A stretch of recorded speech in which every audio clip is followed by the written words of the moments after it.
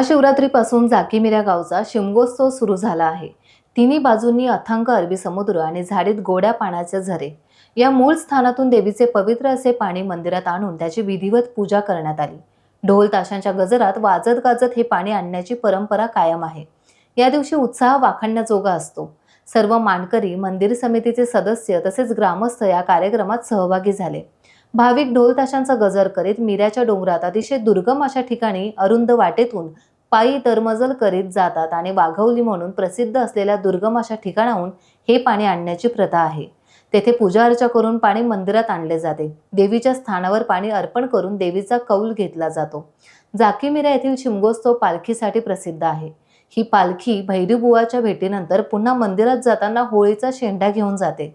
महाशिवरात्रीच्या दिवशी आणलेले हे पवित्र पाणी रंगपंचमीच्या दिवशी घटी बसलेल्या देवांवर शिंपडण्याची परंपरा आहे।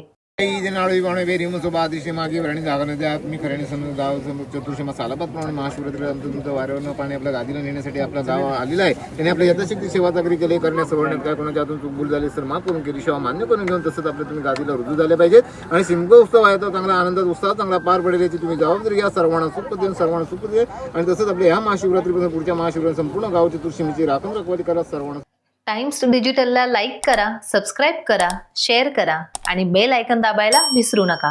पाहत रहा टाइम्स डिजिटल।